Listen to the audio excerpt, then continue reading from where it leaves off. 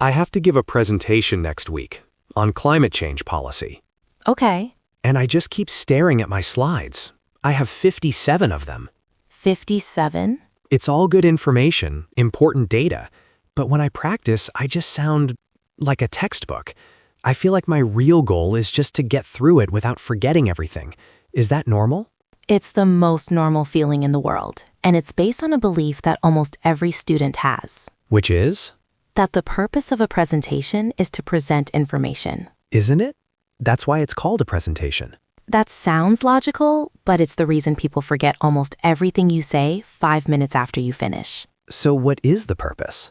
To change something in the minds of the audience, even if it's just a tiny shift. A presentation isn't a delivery of facts, it's a journey you guide people on. A journey? That sounds big. I'm just a student, not a tour guide. You don't have to be. You just need to change your starting point. Most students start by asking, what do I need to say? Yes, exactly. I have a list of all the points I have to cover. Try starting with a different question. Start with, what does my audience believe right now? I guess they believe climate change is a problem. They're my classmates. They know the basics. Good. And what do you want them to believe after your 10 minutes are over? That this specific policy I researched is a really good solution. Okay, so your job isn't to show them 57 slides of data. Your job is to move them from this is a problem to this specific policy is a solution. That's the journey. I've never thought about it like that. It feels simpler and harder. It's simpler because it's focused. Let's start with the first 30 seconds. What do you have on your first slide? My title, an analysis of carbon pricing models. Then my name, the course name. The standard opening. It's polite, it's clear, and it's also the moment you lose everyone's attention. Why? It's what everyone does. Because it sends a signal to the audience's brain. Get ready for a lecture. You can relax now. You don't need to participate. Your opening needs to do the opposite. It needs to make them feel that this topic is about them. How can a presentation on carbon pricing be about them? You don't start with the topic. You start with a problem they recognize, a question, a surprising fact, something that opens a gap in their knowledge. Like what? You could start with something like, we all agree that climate change is a serious problem, but for the last 30 years, almost every major global agreement has failed to make a real difference. Why? Okay, that's more interesting. You've created a little bit of tension, a mystery. You're not giving them a title. You're giving them a reason to listen. You are setting up a compelling question that your presentation will answer. So I ask this compelling question, and then I introduce myself and my topic. You don't even need to. You just move to the next part.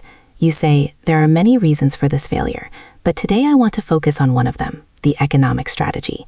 And there's one specific policy that's starting to work in a few places. You see? You're guiding them. The journey has begun. So the opening isn't an introduction, it's an invitation. Exactly. Now let's talk about the middle, your 57 slides. I imagine they are filled with facts, charts, and key points. Yes, my professor said we need to show our research, so I have a slide for the history, a slide for the economic theory, a few slides with data from different countries. This is the second belief that traps students. To be credible, I must show all my work. But we do. We have to prove we did the research. You do, but the audience can't hold 5 different ideas in their head at once. When you give them a list of facts, they might nod along, but they won't remember how the facts connect. Their brain sees a list, not a picture. So I should cut out information? That feels wrong. Not cut, connect. Instead of giving them a list of points, you give them a story, or a structure that feels like one. You need one central idea to anchor everything to. A story about economic policy? It's not a Hollywood movie. A story doesn't have to be dramatic. A story is just a series of events connected by cause and effect. Think about your presentation's middle section as having just 3 main parts, not 17, 3. How can I fit all my research into 3 parts? Let's try. What's the first big idea they need to understand about your policy? Well, first, they need to understand why the old methods, like simple regulations, didn't work. Great. That's part 1, the old way and why it failed. What's next? Then I need to explain how the new policy, carbon pricing, actually works. Part 2, the new idea and how it's different. And the last part? I guess the proof. I have examples of 2 countries where it's been successful. Part 3, where it's working and what we can learn. You see? The old way, the new idea, the proof. It's a journey. Each part connects to the next. All of your 57 slides can fit into those 3 sections. You just need to anchor each piece of data to one of those 3 big ideas. So instead of saying, here is point 1, point 2, point 3, I'm saying, first we had a problem, then a new idea emerged, and here's what happened when people tried it. Exactly. It's logical, but it also feels like progress. It's a structure the human brain can follow easily. And that brings us to the end. How do you plan to finish? My last slide just says, thank you. Any questions? The classic ending. Polite, safe, and the weakest part of most presentations. What's wrong with it? Because the last words you say are the ones people remember most clearly. You're making those words, any questions. You're ending on their uncertainty, not your certainty. You've led them on a whole journey and then you just stop in the middle of the road. I never saw it that way. So what should I do instead? Your ending should connect back to your beginning. Your beginning posed a question or a problem. Your ending should give the answer, clearly and simply. The whole presentation needs to feel coherent. So in my case, I started with the question, why do our climate agreements keep failing? Yes, so your final sentence should be the answer. Something like, so while the climate problem is huge, the lesson from this new policy is that making pollution expensive might be the simplest and most powerful solution we have. Boom, you're done.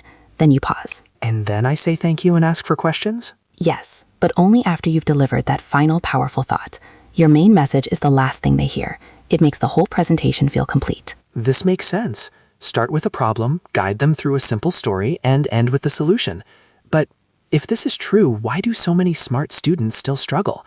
I see people with great research give really boring, confusing presentations. Because they believe their job is to be smart, to show how much they know. And that creates pressure. They think, I must sound like an expert. They use complex language and show every piece of data to prove they are credible. I feel that pressure. I worry that if I simplify too much, my professor will think I didn't understand the topic. That's a real fear. But there's a difference between simplifying and being simplistic. Being simplistic is ignoring important details. Simplifying is about clarity. It's about choosing what matters most. A great presentation doesn't show the audience your work.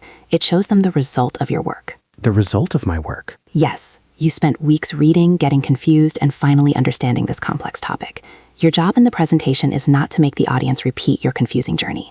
It's to give them the final clear insight you discovered. You need to distill all that research into one powerful idea. So the structure we talked about, the problem, the journey, the solution, is that the system? That's the system. It's a mental model for everything. A class report, a project update, even an email. You start by making the topic relevant to the audience, the problem.